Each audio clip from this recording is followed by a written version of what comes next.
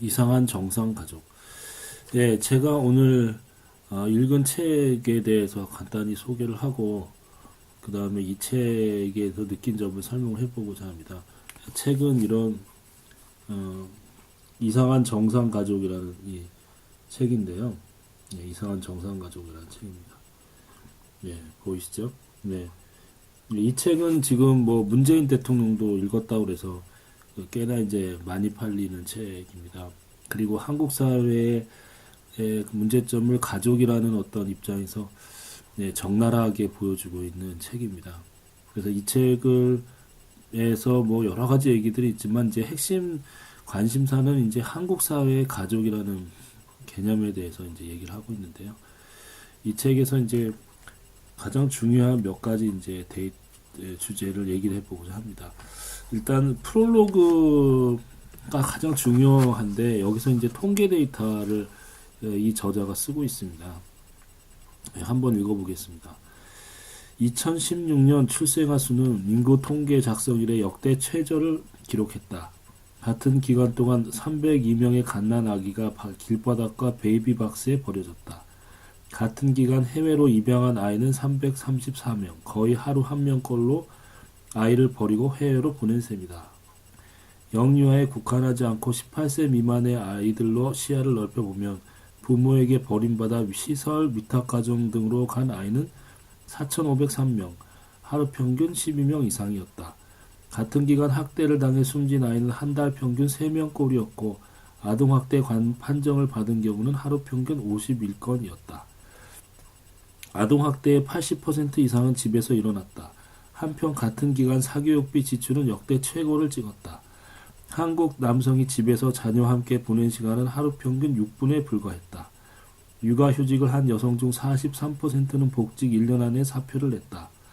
통계청이 발표한 한국인의 삶의 질 종합지수에서 지난해 10년 전부터 후퇴한 유일한 항목은 가족 공동체 영역이었다. 통계들을 가만히 들여다보면 한국은 참 이상한 사회다. 태어나는 아이의 수가 계속 줄어들어 국가 소멸을 우려하는 한국에 왜 하루가 멀다 하고 아이를 버리며 해외 입양을 보내는 걸까? 왜 아동학대와 그로 인한 사망, 가정 내 아동학대는 줄어들지 않는가? 아이의 수는 줄어드는데 왜 아이들의 놀이와 수면 시간을 빼앗는 사교육비 지출은 계속 늘어나는가? 왜 여전히 양육은 오로지 엄마의 책임인가? 일하는 여성들은 왜 독박 육아로 생고생하다가 일자리를 포기해야 하나? 도무지 앞뒤가 맞지 않는 이 상황들을 서로 상관없는 별개의 문제들일까? 나는 이 모든 문제들을 연결하는 단어로 가족을 꼽겠다. 한국만큼 모든 사회 문제는 가족 문제라는 말이 잘 들어맞는 것도 없을 것이다. 네, 이 저자가 이제 통계 데이터를 굉장히 잘 인용을 하고 해서 현재 한국 사회의 단면들을 잘 보여주고 있습니다. 보시면 이제 그 출생아 수는 계속 줄어들고 있음에도 불구하고 그 갓난아기들이 지금 버려지고 해외 입양되는 숫자는 계속 동일하고요. 또 뭐 한국은 OECD 국가 중에 해외에 아동을 입양 보내는 유일한 나라죠. 그리고 이제 아동에 대한 폭력은 하루 평균 81건, 51건이고 아동학대의 80%는 집에서 일어났습니다. 그 다음에 이제 아이에 대한 육아는 전적으로 여성들에게 맡겨져 있고 여성들은 육아 문제 때문에 일자리를 포기하는 상황이 발생했죠. 지금 사실 아이를 저출산을 막기 위해서는 여성들이 그 직장을 가지면서 아이를 낳을 수 있는 환경을 만들어줘야 되는데 전혀 뭐 그렇게 되고 있지 못합니다. 근데 이 통계 데이터는 여러 가지 그 한국 사회의 문제점을 말해주고 있는데요. 이제 이 저자는 그거를 가족이라는 이제 관점에서 이제 보고 있습니다. 그렇지만 그래서 이제 그 이 책의 끝까지 이제 한국에서 가족이 어떤 의미인가에 대해 설명하고 있고 이 저자의 주된 관점은 한국이 이제 정상가족이라는 그 범주와 비정상가족이라는 범주를 가지고 있어서 정상가족에서 태어나지 못한 아이들은 다 이제 버림받고 버려져야 되는 그런 사고방식을 가지고 있었다는 그런 얘기를 하고 있습니다. 물론 이 저자의 관심이 가족 문제였기 때문에 이 정상가족과 비정상가족이라는 이 문제 틀은 굉장히 유효하고 중요한 틀입니다. 그렇지만 이 저자가 이제 생각을 못했던 건 문제는 왜 그럼 우리가 정상가족이라는 범주와 비정상가족이라는 범주를 가지게 되었으며 우리가 왜 미혼모는 비정상가족으로 취급해서 거의 사회에서 방치하다시피 그렇게 했을까? 그리고 그렇게 태어난 그래서 도저히 이 가정을 유지할 수 없는 사람들이 낳을 아이들은 왜 다 해외로 입양을 보내야만 됐을까라는 문제죠. 이 문제를 단지 이제 가족이라는 문제에 국한해서 얘기를 하기 때문에 사실은 이 문제에 대한 핵심적인 문제를 들어가지 못하고 얘기가 계속 빙빙 돌고 이제 겉도는 느낌이 좀 듭니다. 사실은 이분이 생각하는 것처럼 이 가족이 한국에서 가장 이제 한국 사회에 들여다보는 어떤 키워드가 되는 거는 맞는 것 같습니다. 특히 이제 한국 보면은 아이들의 사교육비 엄청난 투자를 하면서 거의 그 아이들을 아동학세 수준으로 거의 교육을 시키잖아요. 그러면서도 미혼모가 낳은 아이들이라든가 아동학대 문제를 거의 방치를 하고 있거든요. 이런 앞뒤가 안 맞는, 제가 볼 때도 앞뒤가 안 맞는 일인데, 이 앞뒤가 안 맞는 일이 단지 우리가 정상가족의 범주와 비정상가족의 범주를 너무나 많이 구별했기 때문에 생긴 문제냐. 그거 이상의 문제죠. 한국 사회는 사실 기본적으로 한국의 이 자본주의가 어떻게 돌아가고 있는가가 사실은 중요한 문제입니다. 한국 사회는 근본적으로 차별을 기반으로 해서 경제가 돌아가는 구조라는 게 핵심인데 이 저자는 이제 그런 것까지 보지 못한 거거든요. 그러니까 우리가 정상적인 삶을 사는 사람들한테는 어마어마한 혜택과 그 다음에 이제 그 경제적인 어떤 안락을 제공하고 비정상적인 그 가족이다 비정상적인 범주에 속하는 사람들한테는 어마어마한 학대와 차별을 부과함으로써 우리가 이제 정상적인 사람이 되기 위해서 필사적으로 노력을 하고 경제적인 활동을 해서 거기에 속하지 않으면은 안 되게 만드는 것이죠. 그렇게 해서 한국 사회는 모든 사람들이 거의 죽도록 일을 해서 정상의 범주에 속하게 되는, 그걸 기반으로 해서 사실은 개인의 경제 활동이 가능하게 된 거거든요. 한국식 자본주의는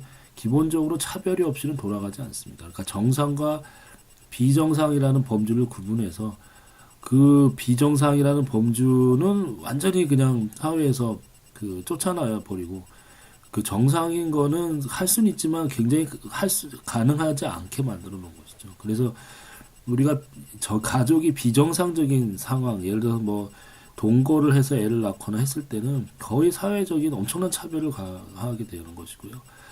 또 한 가지는 뭐 예를 들어서 그 고아도 마찬가지죠. 또 저 사회에서 정상적으로 그런 사람들이 사회적인 어떤 활동을 해서 사회에서 안정적인 삶을 누리기가 엄청 어려운 구조로 만들어 놨습니다. 그럼 왜 그런 구조를 만들었느냐?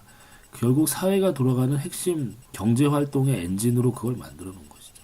그리고 그거는 이제 어디에서는 확인할 수 있는데 우리가 이제 TV를 보면 TV의 일일 연속극에 주로 나오는 그 재벌들이나 이제 부잣집이 거의 주로 배경이 그렇거든요. 서민층이 나오는 집도 있지만 항상 반대편에 이제 부잣집들이 나옵니다. 근데 제가 어렸을 때부터 봐도 어렸을 때도 2층 집에 그 가운을 입고 그 다음에 이제 와인을 마시면서 그 소파에 앉아서 가정부와 함께 밥을 먹는 이런 거를 일상생활에 연속극 드라마로 많이 나왔거든요. 그러니까 이거는 그런 삶이 정상적인 삶이라고 끊임없이 암시를 하는 거죠. 그러니까 현재의 삶은 비정상적이고 그리고 이제 그 가치가 없고 그 다음에 이제 무력한 그런 삶이고 우리는 그런 삶을 추구해야 된다. 그게 정상이라는 걸 계속 암시를 하고 있는 거죠.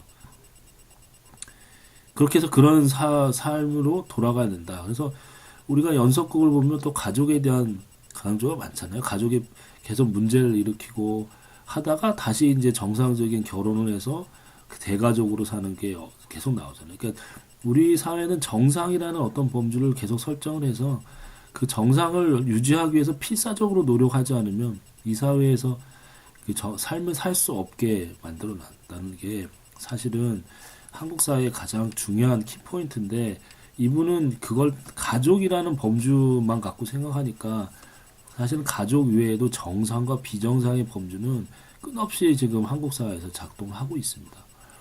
그거를 이해를 지금 잘 못하시는 거예요. 그래서 이 문제를 근본적인 한국식 자본주의 시스템 자체의 동력이 무엇인지를 모르고 자꾸 가족 문제에서 국한해서 문제를 보게 되면, 왜 우리는 이렇게 입양아를 해외로 계속 버려야 되느냐 하는, 보내야 되는 도덕적인 자꾸 관점에서만 문제를 보게 되거든요.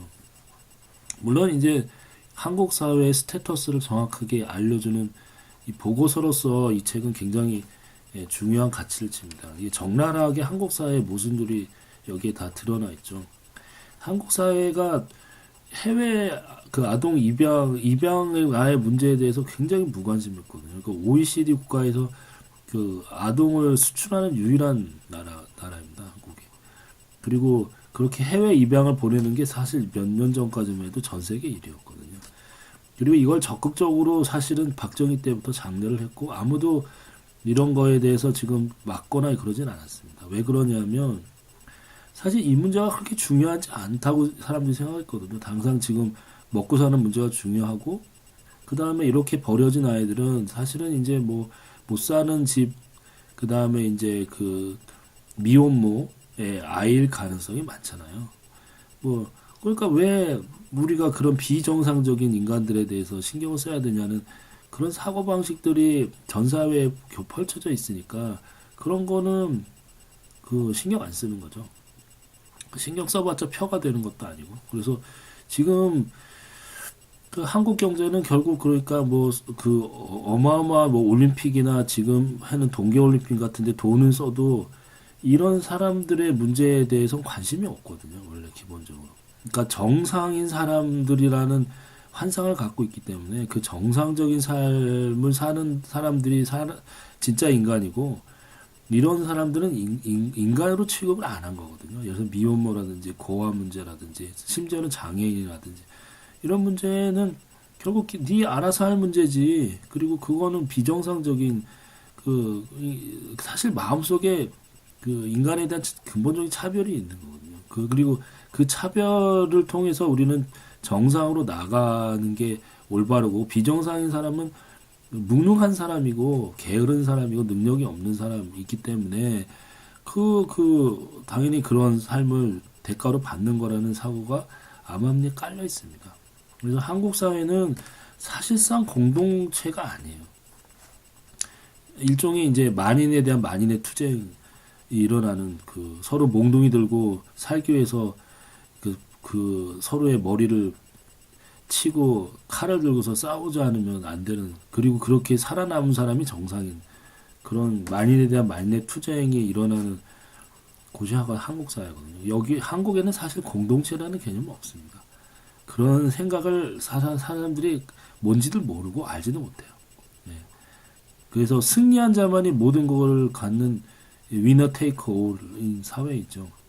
그리고 그게 정상이고, 그게 그렇지 못한 사람은 무능하고 능력이 없는 사람으로 철저히 개인의 문제로 다 몰아갔거든요. 그러니까 모든 실패나 아니면은 모든 이제 그 경제적인 빈곤의 문제는 개인의 문제로 다 치부해 버렸습니다.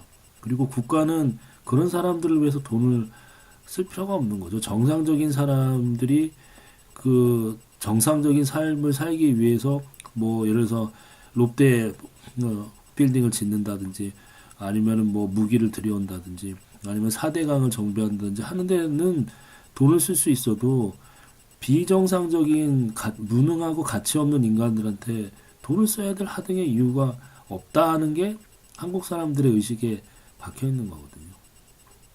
그렇게 봐야 이 한국 사회가 갖고 있는 근본적인 문제들을 이해를 할 수가 있습니다. 이 책에서 이제 같은 페이지에 왜 한국인들은 그 사교육에 그렇게 엄청난 돈을 쓰면서도 왜 미혼모의 아이들을 거둬들이지 않고 해외로 입양을 보내냐고 써놨죠. 그게 다른 문제 같은데 사실은 같은 문제거든요. 그러니까 자기 아이를 낳았는데 이 아이가 그냥 가만히 냅두면 정상적인 삶을 한국 사회가 규정한 정상적인 삶을 살 수가 없는 거죠. 어마어마한 돈과 그 어렸을 때 피나는 그 공부를 시키지 않으면 정상적인 삶에 들어갈 수가 없는 거예요. 그러니까 1%의 정상적인 삶이 있고 99%의 버려진 삶들이 있는 거니까 그 99%의 버려진 사람들이 받는 그 차별과 모멸감, 그 멸시를 이겨내려면 어렸을 때부터 엄청난 사교육을 시키지 않으면 안 되는 거죠. 예. 그리고 그 미혼모의 아이들이 과연 정상적인 삶을 살 수 있냐? 없으니까 관심이 없는 겁니다. 그리고 그런데 왜 돈을 투자합니까? 내가 정상적인 삶을 살기 위해서도 내 평생의 돈을 다 갖다 바쳐도 살까 말까 한데. 그런 사회가 이거든요, 한국 사회가.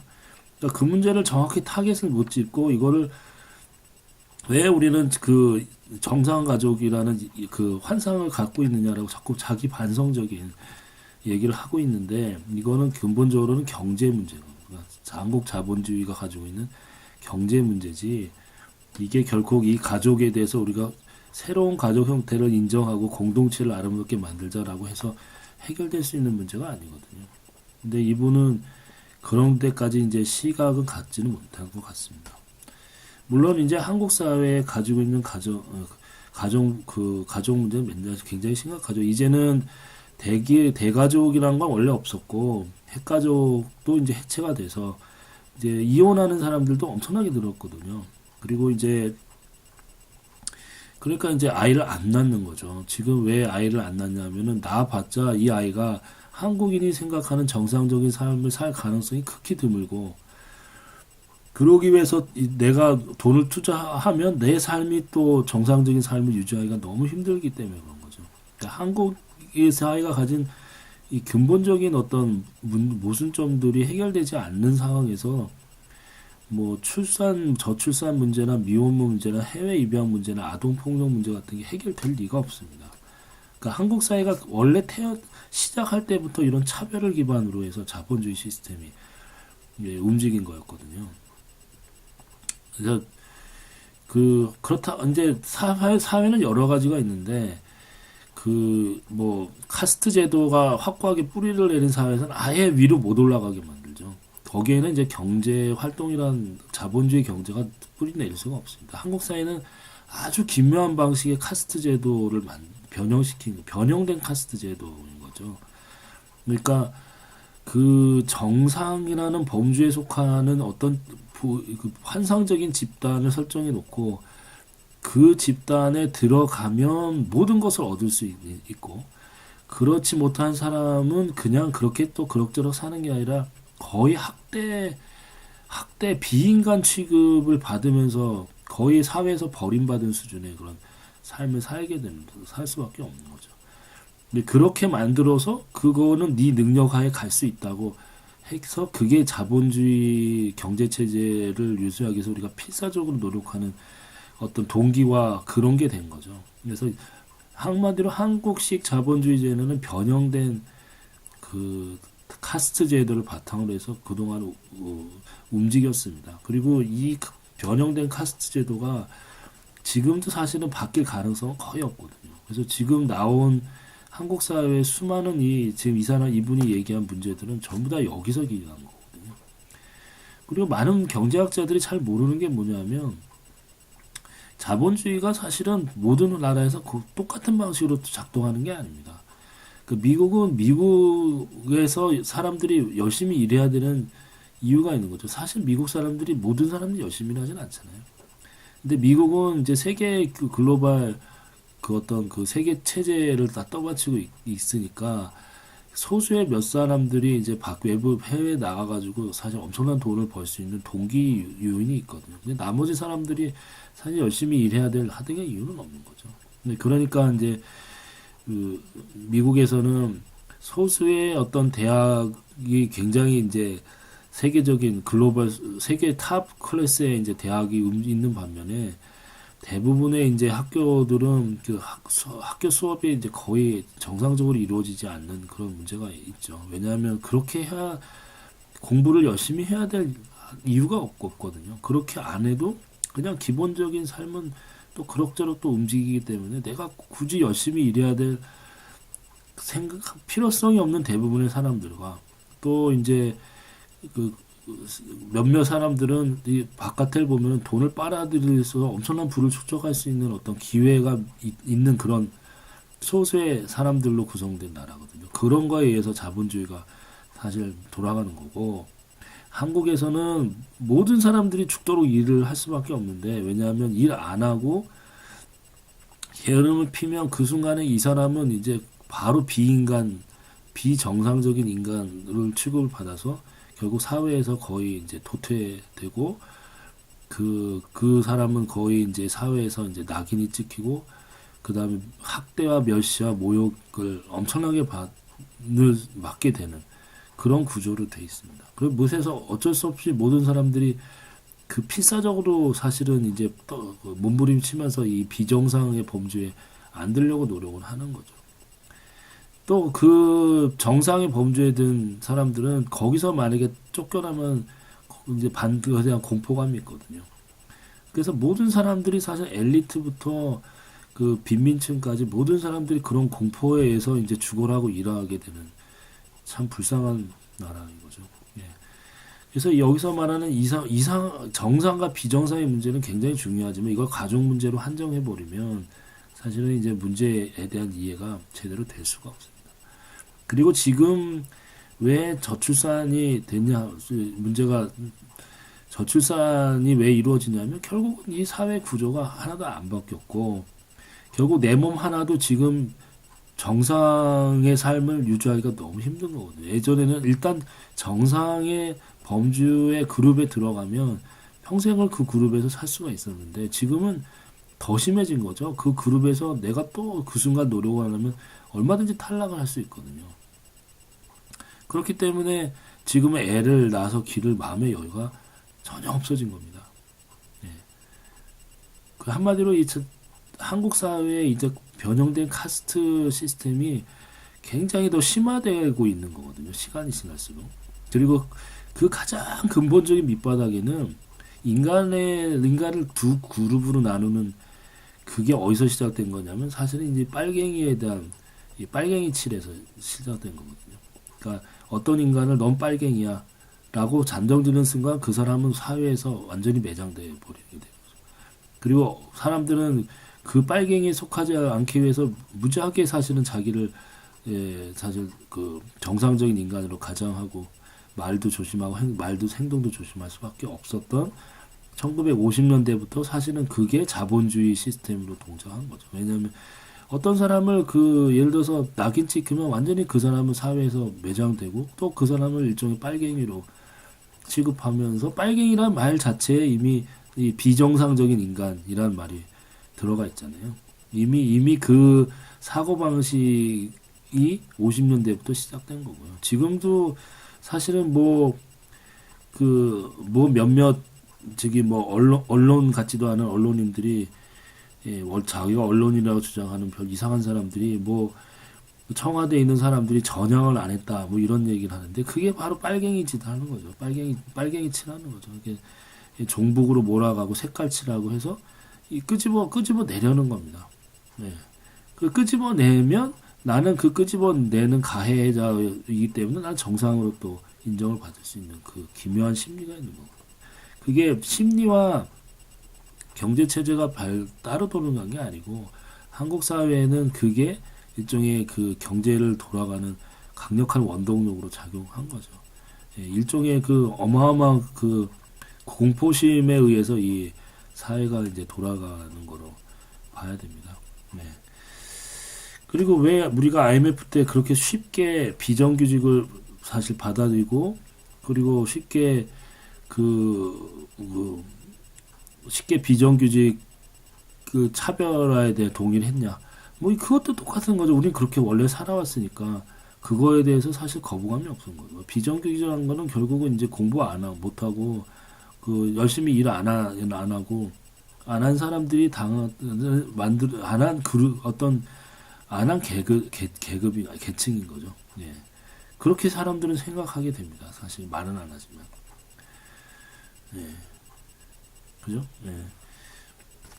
자, 그 다음에, 그렇기 때문에 사실 저는 모든 책에 대해서 공감을 할 수 없는 것들이 많이 있는데, 이 책을 다시 한번, 이 책을 다시 한번, 예, 보시면, 뭐 이 책 자체는, 저의 문제 제기는 굉장히 저는, 예, 좋다고 생각하지만, 이 책이 가족이란 범주에서 한국 사회를 자꾸 들여다보려고 그러는 순간, 이게 사실은 이제 거의 헤매게 되는 거죠. 어떤 게 사실은 근본적인 문제지가 알 수가 없는 거거든요. 그 뒤에 한번 그래서 이제 에필로그를 한 부분을 한번 보면 이제 이분이 이제 마지막 에필로그에서 이제 써놓은 얘기를 한번 읽어보겠습니다. 그래서 이제 앞에 서론과 중간 이제 전개 과정 여러분이 읽어보시면 되고 이제 중요한 건 이제 서론에서 그렇게 명확한 문제 제기를 했고 그 다음에 어떻게 결론을 내고 있는 걸 한번 보셔야 되는데 그래서 이제 에필로그의 타이틀이 공동체의 난감한 처지 이렇게 써놨습니다. 한번 읽어보겠습니다. 그러나 간혹 사적 대화나 사회 연결망에서 젊은 세대가 공동체에 보이는 태도는 기성세대와 사뭇 다르다. 우리 사회에서 공동체는 가장 난감한 지경에 처한 단어가 되어버렸다는 생각이 든다. 기성세대는 다수의 사회 문제 해법으로 마을 공동체, 공동체의 회복을 강조한 반면 젊은 세대는 공동체를 개인을 방해하는 답답한 개념으로 간주하고 거부한다. 2016년 여름 이 차이로 인한 작은 논란이 SNS에서 벌어진 적이 있다. 당시 안희정 충남지사가 지역 치안협의회 회의석상에서 범죄 예방에 대한 대책으로 마을 공동체 회복으로 범죄를 예방하고 약자를 보호하자라고 말했다가 트위터에서 한바탕 난리가 났다. 트위터에서 자주 그렇듯 들끓고 곧 사라진 이슈지만 내가 이를 유심히 지켜본 이유는 젊은 세대의 공동체에 대한 반감이 예상보다 거셌기 때문이다. 의견 몇 개만 옮겨보자면 이렇다. 마을 공동체를 찬양하는 학자들은 그 이면에서 죽어가는 약자들은 보이지 않는다. 왜 굳이 끈적한 관계를 베이스로 한 공동체 이야기만 하는가?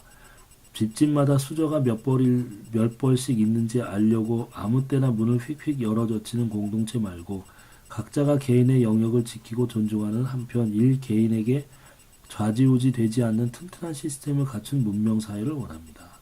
나는 마을 공동체 말고 각박한 개인주의 법치국가에서 살고 싶다. 범죄 예방의 해법으로 공동체 회복을 제시하는 게 낡은 사고방식인 건 맞다. 폭력을 막는 건 공공성의 강화여야지 공동체적 관계의 회복이 그 방안은 아니다. 그러나 젊은 세대의 강한 거부감의 이유가 단지 공동체와 공공성을 헷갈리는 기성세대의 사고방식에 대한 반감 때문만은 아니었을 거다. 아마 각자 겪어본 공동체의 경험이 대체로 부정적이어서 그런 것은 아닐까. 사사건건 통제하고 간섭하며 구성원을 존중해 주지도 않는 수긍할 만한 원칙도 없고 권위를 가진 사람 마음대로의 폐쇄적인 공동체들. 가족에서 학교, 회사에 이르기까지 겪은 부정적인 경험이 공동체 일방에 대한 반감으로 드러나게 된 것은 아닐까.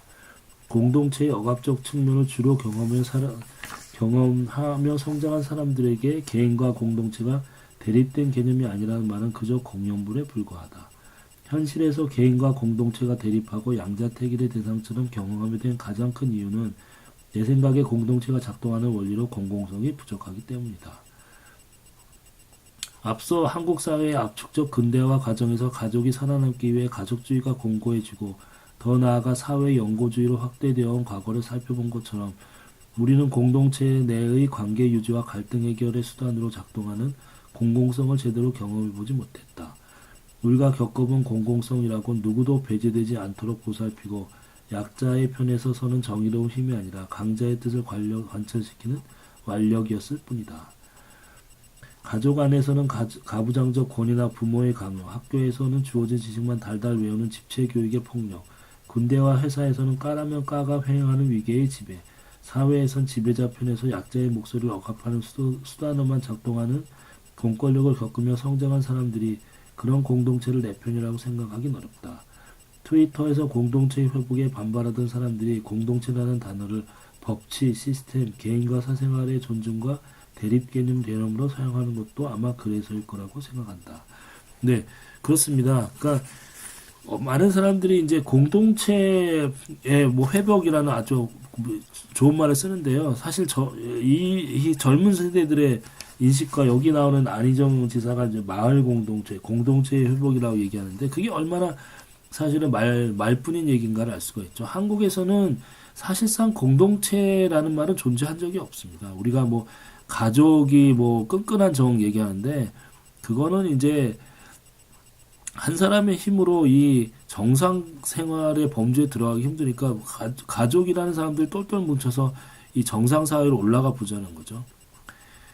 그러니까 우리 어렸을 때 우리 부모들이 그 남자 아이들을 열심히 키워서 법대나 이제 이런 데 보내려는 이유가 그렇게 해서 한 사람이 성공함으로 해서 그 가족 전체가 정상 가족의 범주로 쫙 같이 올라갈 수 있다고 생각했기 때문에 그런 거거든요. 그러니까 철저히 개인적인 관점이었지 한국 사회는 그 공동체라는 개념이 원래 없었어요. 네. 그러니까 만인에 대한 만인의 투쟁이 이 한국의 어떤 특징인 거죠. 네. 그리고 여기에는 법도 없고 뭐 그런 것도 없어요. 그러니까 결국 올라가서 내가 힘이 있고 내가 정상의 범주에 들어가면 뭐든지 다 할 수 있는 거거든요. 왜냐하면 그거를 보장해 줬습니다. 한국 사회는 일단 정상의 범주에 들어가면 모든 것을 할 수 있도록 허용해 줬어요.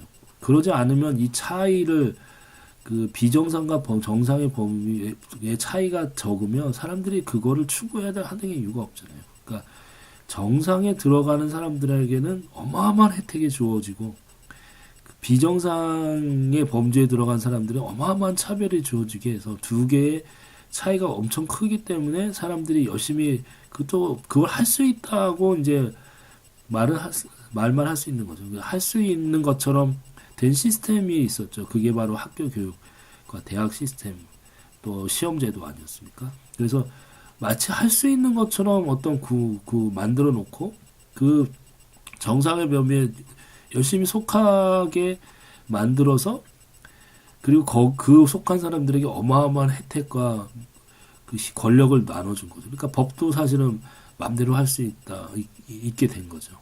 네. 그래서 한국에는 사실은 공공성이나 법이라는 개념은 사실은 없어요. 네. 위에 올라간 사람은 법이고 뭐고 이제 마음대로 할 수 있다고 허용을 해준 겁니다. 그래야지만 사실은 사람들이 열심히 일하게 되거든요. 만약에 위에 올라간 사람에게도 법을 다 지키라고 그러면은 그 고생을 해가지고 그 정상 범죄에 속한 어떤 집단에 들어가려고 그렇게 노력을 했는데 왔더니 어떤 또 다른 제약이 있다면 그 뭐하러 그렇게 해요. 그죠? 네. 네. 그래서 철저하게 그 두 개의 그룹으로 나눠진 게 한국 사회입니다. 그래서 지금 사람들은 이제 그걸 잘 알고 있고 이미 그런 가족이라는 개념도 우리가 얘기했던 과거의 어떤 가족 부모와 있고 형제가 있는 가족이라는 개념도 다 해체돼 버렸기 때문에 이제는 가족도 없이 개인이잖아요. 그러니까 이제 더더군다나 이제는 그런 공동체라고 하면 떠오르는 게 그런 것밖에 없는 거죠. 차별이 있는 사회를 벗어나서 평등하고 진짜로 온정적인 공동체라는 거는 한국 사람들이 가져본 적이 없거든요. 네. 심지어는 우리가 교회에서조차도 그렇게 돼 있습니다. 교회에서도 이제 중간에 이제 집사, 장로 뭐 해가지고 시스템이 있잖아요. 그러니까 열심히 노력하면 집사 되고 장로 되는 거죠. 똑같은 게 어디에나 이제 작동을 하도록 만들어져 있거든요. 그리고 그렇게 가진 그런 지위에 올라간 사람에게 모든 혜택을 몰아서 이제 주는 그런 시스템이 어디에나 지금 한국 사회는 작동했기 때문에 사실은 이제 사람들이 이제 사실 먹물처럼 공부만 하는 사람들은 자꾸 공동체 얘기를 하는데 한국에는 그런 거 없습니다. 그런 개념이 있지도 않았고 그러니까 이제 공동체라는 그 이상적인 얘기는 할 필요가 없는 거죠. 차라리 이 법대로 하면 좋죠. 모든 사람이 평등하다고 하는 헌법이나 법대로만 세 사람이 살 수 있다면 오히려 더 나을 수가 있어요. 근데 문제는 그렇게 되면 그렇게 될 수가 없는 거죠. 왜냐하면 경제 시스템 자체가 그걸 기반으로 해서 이루어졌기 때문에 만약에 이제 진짜 헌법대로 모든 만민이 법 앞에서 평등하고 자유롭게 되는 순간 한국 경제는 무너집니다. 유지될 수가 없어요. 그러니까 절대로 사실은 그런 사회는 올 수가 없다는 게 제 생각이에요. 지금 딱 보시면 한국 사회에서 왜 지금 최저임금에 대해서 그렇게 반발들이 심할까요? 사실 깊은 마음속에는 최저임금을 못 받는 사람이 인간이 아니라는 생각이 있거든요. 그 어차피 최저임금도 못 받는 그 공부를 열심히 하지도 않고 사회에서 그 밑바닥에 있는 그 거렁뱅이들한테 우리가 뭐하러 돈을 더 줘야 되냐. 그리고 그런 인간들은 걷어먹여가지고 돈 조금 주고 일 시키는 것만 해도 감지덕지로 여겨야지라는 생각들이 있어요. 그리고 그런 사람들을 부려가지고 사실은 그 위에 예를 들어서 뭐 자영업자들이 돈을 벌고 그 자영업자들을 착취해서 중견기업이 돈을 벌고 중견기업을 착취해서 대기업이 돈을 벌고 대기업을 착취해서 정치권이나 엘리트들이 또 유지되는 이 차별 시스템이 밑바닥에서부터 쫙 그 계층화되어 있기 때문에 당연히 우리가 평상 정상적으로 생각하면 먹고 살기 힘든 사람들을 위해서 최저임금을 보장해주는 게 너무 당연한데도 지금은 그거에 대해서 모든 사람이 반발하죠. 예. 왜냐하면은 경제 시스템이 무너지거든요. 만약에 그 사람들한테 돈을 줘버리게 되면 그 위에 계층이 수익률이 떨어지고 그 위에 사람들이 수익률을 얻기 위해서는 중견기업이 수익률이 작아야 되니까 또 중견기업이 무너지고 중견기업이나 협력업체가 돈을 벌어가면 대기업이 유지가 안 되죠. 이렇게 사회가 모든 거를 착취 시스템을 기반으로 해가지고 돌아가게 되어 있기 때문에 그건 절대 무너질 수가 없습니다. 그럼 경제가 완전히 붕괴되게 돼 있고 새로운 경제 시스템을 만들어야 되거든요. 예. 그리고 그 경제 시스템이 뭘 원동력으로 돌아가겠습니까? 지금 만약에 모든 사람들이 열심히 일을 할 필요가 없는 사회다. 그러면 내가 왜 대기업 들어가서 아니면 어떤 월급도 안 주는 회사 들어가서 밤늦게까지 일하겠어요? 만약에 어떤 사람이 뭐 중소업체에 들어가서 그 야근을 시킨다. 근데 나 하기 싫어. 잃어버릴 수가 어떻습니까? 그 중소업체는 대기업의 하청을 받을 수 없죠. 그 무너질 수밖에 없는 거예요. 그리고 하청업체들이 무너지면 대기업도 바로 한꺼번에 그냥 무너지게 돼 있거든요. 그리고 수출도 안 됩니다. 그리고 우리는 저임금을 바탕으로 수출을 하기 때문에 그 저임금 체제가 무너지는 그 순간 모든 게 작동, 올스톱 될 수밖에 없는. 그리고 그렇게 난 일하기 싫다라고 하는 순간 뭐 때문에 우리가 이렇게 죽으라고 열심히 일해야 되냐. 왜냐면 그렇게 안 해도 먹고 살 수 있다면 그 우리가 다른 나라들과 경쟁을 하면서 더 좋은 제품을 만들어야 될 하등의 이유가 없잖아요. 네. 그렇기 때문에 경제 시스템이 그냥 한 방에 무너지게 돼 있거든요. 그러니까 한국인이 가지고 있는 차별 시스템이 결국은 지금까지 이제 한국 사회를 지탱해준 어떤 그 기본적인 원동력이라고 봐야 되거든요. 네. 그래서 사람들의 생각이 이제 바뀌는 거죠. 왜냐면 그렇게 살아봤자 그렇게 살아서 우리가 예전에는 정상의 범주에 들어가면 그 삶을 일단 보장은 해줬거든요. 그게 IMF 전까지. 네, 그래서 지금까지 살펴본 것처럼 우리가 뭐 공동체를 강화하자는 이렇게 구호만 가지고 이 사회가 뭐 지금 가지고 있는 뭐 미혼모의 문제라든지 뭐 해외 입양의 문제라든지 뭐 아동 폭력의 문제라든지 하는 게 해결될 가능성은 뭐 전혀 없다라고 말씀드릴 수가 있습니다. 그러니까 지금 이 이상한 정상 가족이라는 이 책에서 설정해놓은 가족이라는 범주를 재정립하자라는 단순한 얘기만 가지고 우리 사회의 문제가 해결되지 않습니다. 그 뿌리는 아주 깊고 깊이 뿌리에 내려 있는 다른 문제이고 우리가 가지고 있는 개인적인 어떤 그 삶에 대한 태도, 행동의 문제가 이 한국 자본주의 시스템의 구조 문제하고 이 맞물려서 돌아가는 거거든요. 그래서 항상 개인의 문제는 개인의 문제로 끝나는 게 아니라 그 행동을 낳고 있는 사회의 구조의 문제가 있고, 그리고 이 구조는 하나의 그 경제 시스템이 작동하는 경제 시스템 작동 원리와 맞물려서 돌아가는 거거든요. 그렇게 이제 이 사회를 바라봐야 되는데, 항상 이제 그런 문제들을 자기가 설정해놓은 연구 과제나 범위 내에서 항상 문제를 바라보고 또 거기서만 해결책을 찾으려고 하면 문제가 전혀 보이지 않습니다. 이 에필로그의 뒷부분에 나와 있는 얘기도 이제 그런 문제가 있는데요. 한번 읽어보도록 하겠습니다. 그래서 이제 에필로그의 마지막 장은 이제 공공성의 강화와 열린 공동체라는 장입니다. 한번 읽어보겠습니다. 너무나 당연하게도 공동체가 좋고 나쁘고를 떠나 우리는 공동체를 떠나서 살아갈 수 없다. 자유로운 개인이 폐쇄적이지 않은 공동체에서 살아가는 건 불가능한 일일까? 자율적 개인들의 열린 공동체는 마치 세모난 네모처럼 실현 불가능한 이상일까? 나는 이 책 전체에서 공동체의 가장 작은 단위인 가족 안에서 어떻게 아이들의 개별성이 짓눌려지고 밖에서 다양성이 훼손되는지, 정상 가족이라는 폐쇄적 틀 때문에 가장 약자인 아이들이 어떤 상처를 받는지를 살펴보았다. 그리고 우리와 다른 길을 걸어간 스웨덴의 사례를 통해 개인의 자율성과 높은 사회적 신뢰가 공존하는 현상을 들여다보았다. 스웨덴에서 이 공존을 가능하게 한 열쇠는 앞서 살펴본 것처럼 공공성이 강화였다. 나는 이 공공성의 강화를 통해 우리도 개인과 공동체의 평화로운 공존의 길을 만들어 볼 수 있다고 생각한다. 인류학자 김현경은 사람, 장소, 환대에서 이 공공성을 절대적 환대라는 말로 아름답게 표현했다. 그가 설명한 절대적 환대, 즉 공공성의 창출은 타자의 영토에 유폐되어 자신의 존재를 부인당하는 사람들에게 도움의 손길을 뻗치는 일, 그들을 인지하고 인정하는 일, 그들에게 절대적으로 자리를 주는 일, 즉 무차별적이고 무조건적으로 사회 안에 빼앗길 수 없는 자리, 장소를 마련해 주는 일이다. 그는 듀르케름의 말을 인용하여 공공성이 강화될수록 사생활의 자유는 오히려 커진다고 설명했다.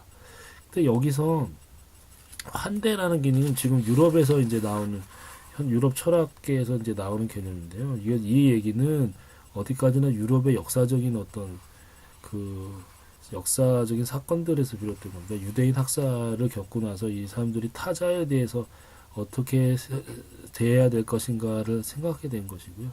그리고 여기에는 그 환대라는 이 말은 이제 사실 그 기독교에서 나오는 얘기거든요. 기독교의 어떤 신약 성경에서 나오는 얘기입니다. 그러니까 환대라고 해서 손님을 어떻게 맞을 것이냐 유대 전통에 대한 얘기에서 나오는 신학적인 개념인데요. 이건 어디까지나 유럽인들의 개념이고 우리는 뿌리가 다릅니다. 그러니까 우리의 토양은 전혀 다른 토양에서 비롯 만들어진 체계이기 때문에 이 말을 한국에 이식해서 얘기할 수가 없습니다. 한국은 어디까지나 6.25 전쟁과 그 다음에 이제 그 내전, 그 다음에 이제 민간인 학살, 그 다음에 독재, 들의 어떤 경험에서 만들어진 사회이기 때문에 이런 말을 공공성이란 말은 한국에 존재하지, 유럽식 공공성이란 말은 한국에는 존재하지 않고 이식할 수도 없습니다. 네. 그래서 이거는 사실은 불가능한 얘기고 그냥 이론적인 얘기일 뿐이고 말할 뿐인 거죠. 그래서 타자의 영토에 유폐되어 자기의 존재를 부인 나가는 사람들에게 좋은 말이죠. 근데 한국에는 타자라는 말이 존재하지 않습니다. 모든 거는 이제 개인이 다 위너 테이크 올의 사회거든요. 그래서 개인이 다 먹을 수 있는 거죠. 같이 사실은 노력을 해서 함께라는 말이 없습니다. 왜냐하면 나는 내가 노력해서 된 존재라는 생각이 있는 거죠. 그래서 그것을 못한 사람은 무능한 인간이라는 생각이 있기 때문에 여기는 타자와의 공존이라는 개념이 한국에는 존재하지 않습니다. 그런 것을 적나라하게 이제 사실 보여주는 게 사실 지금 세월호 사건인 거죠. 세월호 사건이 만약에 재벌들이 일어났거나 거기에 만약에 국회의원이 탔거나 아니면 거기에 엘리트들이 타서 만약에 문제가 됐다면 엄청난 사회적인 문제로 부각이 됐을 겁니다. 그렇지만 거기에 탄 사람들 자체가 사실은 사회적인 큰 힘을 발휘할 수 있는 사람들이 아니었기 때문에 또 그것이 마치 이제 그 당시에 정권에 대한 반대하는 것처럼 보였기 때문에 철저하게 억압을 받았죠. 그 시스템은 원래부터 그렇게 돼 있었던 겁니다. 그래서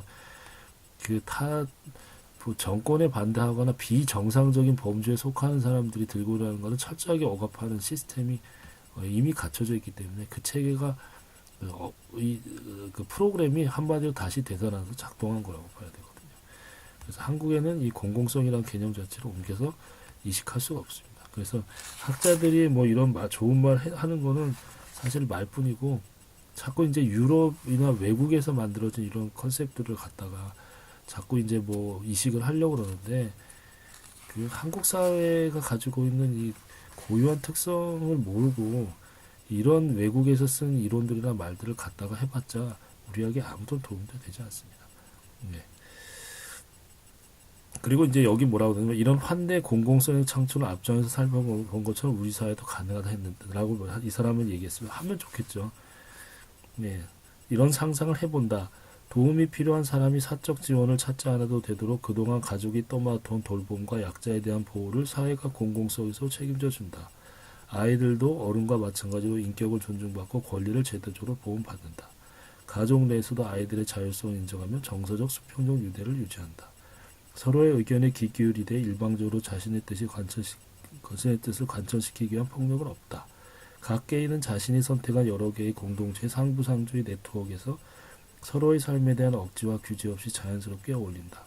자율적 개인이 열린 공동체 안에서 너무 몸을 조이지 않는 느슨한 연대를 맺고 살아가는 것. 서로에게 그 틈을 열어주며 도움이 필요한 이웃에게 손을 내밀어 주는 것. 이게 불가능한 겁니까? 라고 저자가 묻고 있는데 그렇습니다. 불가능합니다. 한국에서는 그렇게 될 수가 없습니다. 왜? 역사적으로 그런 걸 경험해본 일이 없고 또 한 가지는 이거는 단지 사람들이 그런 걸 꿈꾸고 기대하고 해보자고 하는 시도로 되는 게 아닙니다. 경제 시스템이 그렇게 안 돌아가요. 경제 시스템이 상호 공공성을 바탕으로 경제가 경제적인 부가 창출된 적이 없어요. 서로를 차별과 차이를 벌림으로 해서 경제 시스템의 부가 창출된 게 한국의 경험이었기 때문에 이런 일은 절대 일어날 수가 없습니다. 예. 그래서 기대를 접어야 됩니다. 한번 상상해 볼까요? 도움이 필요한 사람이 사적 지원을 찾지 않아도 되도록 그러한 가족이 떠맡아온 돌봄과 약자에 대한 보호를 사회가 공공성에서 책임져 준다. 여기에 누가 반대했습니까? 예, 여기에 지금 복지 시스템에 대해서 누가 반대했습니까? 계속해서 사람들이 복지에 대해서 퍼주기로 해서 반대했잖아요. 그게 단지 이제 논리적으로 틀렸기 때문이 아니라 한국 사회가 그동안에 경험해온 경제 체계와는 전혀 모순된 얘기를 하는 거거든요. 이게 예, 복지 시스템에 대해서 사람들 공감 절대 안 합니다. 하는 것 같죠.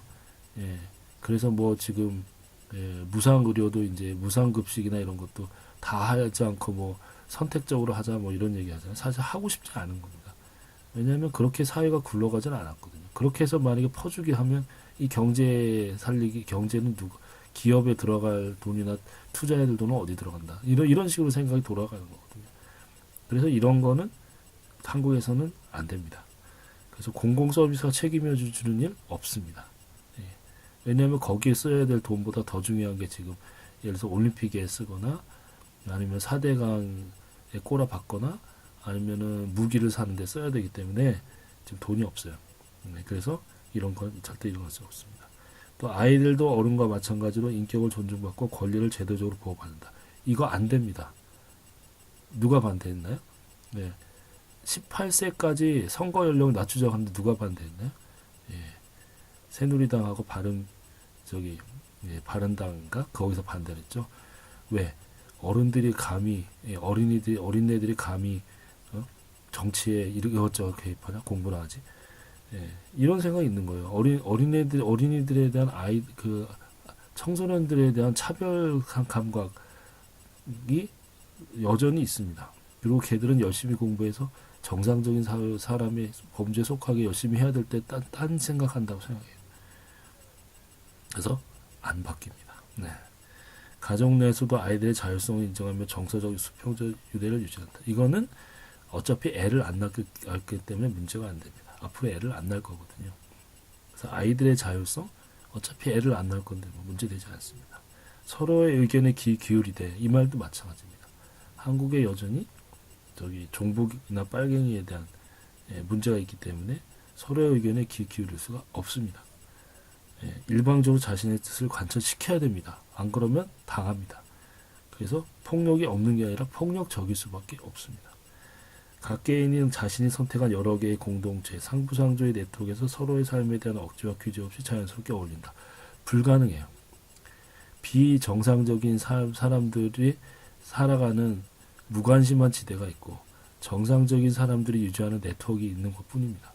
그래서 이거 예를 들어서 비정규직들이 유지하는 노조가 있을 수 있을까요? 없어요. 그래서 안 됩니다. 자율적인 개인이 열린 공동체에서 너무 몸을 누이듯이 조직하는 느슨한 연대, 경쟁만 있어요. 한국에 연대는 불가능합니다. 서로에게 틈을 열어주며 도움이 필요한 이웃에게 손을 내밀어 준다고요? 그렇게 하면은 저 사람을 내가 믿을 수 있을까요? 예. 개인 또 한 가지 중요한 문제는 우리가 너무나 지나친 차별화 사회에 살았기 때문에 개인은 가족에서 그만큼의 권리를 보상받고 싶어 합니다. 예, 그래서 가족 내에서 가부장적인 어떤 사회나 어떤 조직이 만들어지는 이유는 한국 사회가 뭐 유교적인 사회라서 그런 게 아니고 그만큼의 차별과 억압을 받는 시스템에서 반대로 그만큼의 보상을 권력을 휘두를 수 있는 공간을 만들어줘야 되거든요. 그게 이제 사회에서 그 위에 올라가면 그 사람이 그 마치 왕처럼 행동하는 가부장적 제도가 나오는 것이죠. 예. 그러니까 사실은 이 차별 시스템에 이 가부장적 시스템이 같이 맞물려 있는 거거든요. 그게 이제 지금 나오는 어떤 그 성폭력이나 이런 문제들하고 같이 맞물려 있습니다. 그러니까 한마디로 그 위너한테 모든 걸 몰아주기 때문에 그 사람의 할 수 있는 어떤 이상한 행동들도 다 용납을 해줘야 되거든요. 그러지 않으면 그 사람이 그 위에 위치에 올라가기 위해서 왜 그렇게 노력과 고생을 해야 됩니까? 그러니까 허용을 다 해주는 거거든요. 그러니까 사실 우리가 지금 바라보고 있는 비정규직 차별이나 불평등의 문제와 가부장적 제도와 뭐 성폭력의 문제 이런 게 사실은 다 똑같은 문제예요. 예, 근데 이런 식으로 아름답고 좋은 얘기를 써놓으면 책을 읽을 때야 기분이 좋죠. 예, 그렇지만 10년 지나 보십시오. 또 똑같은 얘기가 또 나옵니다. 아무것도 바뀌질 않아요. 근본적으로 경제 시스템이 그 구조적으로 바뀌지 않으면 사실은 한국 사회는 절대 변할 수가 없는데 이런 경제 시스템이 한번 그렇게 그 엔진 위에 한번 차별이라는 엔진 위에 구축이 돼서 잘 돌아가고 있기 때문에 사실 이 엔진을 바꿀 수가 없는 겁니다. 자동차가 달리고 있는데 한마디로 엔진을 갈아 끼는다는 게 말이 되는 얘기예요. 있을 수가 없는 얘기죠. 그래서 절대 불가능한 얘기입니다. 그래서 한국 사회는 사실은 가능성이 없어요. 더 나은 세월로 앞으로 움직인다? 말은 좋죠. 예, 뭐 유럽식 공동체, 뭐 복지제도 말은 좋죠. 불가능합니다. 그러면 그런 방법이 뭘까요? 결국은 우리가 이 차별이라는 이 엔진을 달고 움직이는 이 한마디로 자동차 안에서 그 차별을 뽑아낼 수는 없어요. 그거는 사회를 한마디로 다시 해체하고 새로운 다른 나라를 만들자는 거랑 똑같거든요. 그래서 그거는 사실상 불가능합니다. 그러면 최소한 아이들이라도 이 학대를 안 당해야 되겠죠. 근데 지금 아이들이 예를 들어서 아동 학대를 받는 그 반대편의 사교육의 문제는 같이 쌍둥이 같은 문제거든요. 그 문제는 해결할 수 없잖아요. 네.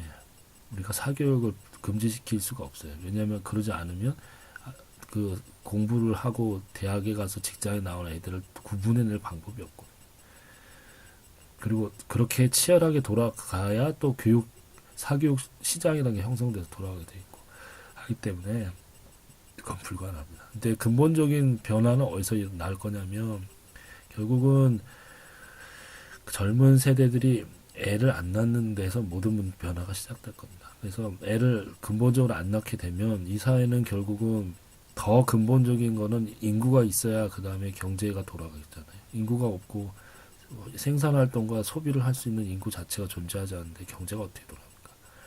이제 그럼 거기서부터 이제 근본적인 변화가 일어나긴 하겠죠. 뭐 그건 한 2, 30년 후에 저출산으로 인한 이제 급격한 인구 감소와 이제 노령화가 일어나면 한국 사회가 근본적으로 이제 재편될 수밖에 없습니다. 근데 그때를 생각해서 이제 경제 체제를 다시 짜야 되는 것이지. 그러면 이제 그때부터는 모든 게 사실은 바뀔 수밖에 없죠. 네. 애를 안 낳고 경제 활동을 할 수 있는 인구가 없는데 경제가 어디 있어요? 네.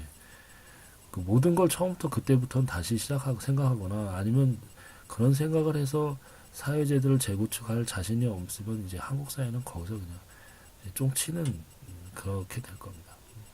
아니면은 이민자를 엄청나게 받아들여서 거기서 또 다른 차별을 만들어야 되겠죠. 아마 가장 가능성 있는 얘기는 그 이민자들을 무지하게 막 그냥 받아들인 다음에 그 사람들을 차별하고 한국 사람들은 상류층으로 올라가는 또 다른 차별 시스템을 동작시킬 수 있는데 외국에서 온 사람들은 그런 차별을 납득을 할 수 없을 거예요. 네. 그래서 어떤 마을 모양새든지 20, 30년 후에는 지금 사회와는 완전히 다른 사회가 경제 체제가 다르면 정치 체계나 뭐 사회적인 체제도 완전히 다른 사회가 출현하게 될 겁니다. 뭐 그 사이에 뭐 학자들이 뭐 떠들어 이런 무슨 공동체니 뭐 하는 얘기는 말 같지도 않은 소리 하지 말라 그래. 안 됩니다. 예. 그거는 한국 사회의 특성을 잘 모르고 하는 얘기거든요. 근데 문제의 심각성이 지금 여기 이 책에서 그 이상한 정상가족이라는 책에서 하는 것보다 훨씬 더 문제는 심각합니다. 그리고 그거를 우리가 나쁘다고 탓할 수 없는 게 그렇게 해서 우리가 이제 지금 현재 그나마 부유한 경제를 만든 거거든요. 예. 그래서 뭐 어떻게 하겠습니까? 예. 그렇게 해서 움직이는 그런데 이제 그 끝은 너무나 명백하거든요. 이 차별로 돌아가는 사회가 어디까지 유지가 되겠습니까? 그거는 아주 일시적인 거였는데 그게 이제 그게 전부라고 생각하는 거거든요. 그렇다고 우리가 이렇게 돌아가는 한국 사회의 구조를 다른 어떤 외국의 사례를 가지고 이식한다. 그거는 이제 유학 갔다 공부하신 분들이 하는 그냥 한가한 소리고요. 안 됩니다. 예. 그래서 저는 굉장히 비관적으로 지금 이 이상한 정상가족에서 생각하는 것보다 훨씬 더 비관적으로 생각하고 있고, 그 다음에 아동학대나 이런 문제는 근본적으로 해결 안 됩니다. 예. 그거는 경제 문제거든요. 부모가 양심적이어야 된다. 국가가 예를 들어서 뭐 아동을 대신 돌봐줘야 된다. 국가는 관심이 없어요. 국가는 지금 재벌들한테 돈 주고 경제를 위해서 돈 퍼주기를 하는데 지금 정신이 없고요. 그리고 사람들이 그런 걸 원하기 때문에 그런 문제에 별 관심이 없습니다. 그거는 개인이 알아서 할 문제라고 여전히 사람들은 생각하고 있기 때문에 별 관심도 없고 알고 싶지도 않아요. 예, 근데 이런 문제를 왜 사람들 의식이 깨어 있지 않느냐 하는 그 단순한 범주로 생각하시면 절대 안 된다는 거죠. 예, 이거는 다 경제와 사회 구조와 개인의 문제와 역사적인 경험이 다 맞물려서 돌아가서 생긴 문제이기 때문에 그렇게 안 보고 우리가 의식을 개혁하면 되지 않냐. 캠페인을 해서 공동체에 대한 어떤 캠페인을 해보자. 안 돼요. 예. 그렇게 해서 될 수 있는 문제가 아니라는 거죠. 예, 그래서 오늘은 이 이상한 정상가족에 대해서 이제 살펴봤는데요. 하여튼 뭐 결론은 뭐냐면 이 문제 제기는 옳다. 그러나 거기로 그걸 해결하기엔 해결책으로는 턱없이 부족하다. 이게 오늘의 결론입니다. 예, 이상입니다.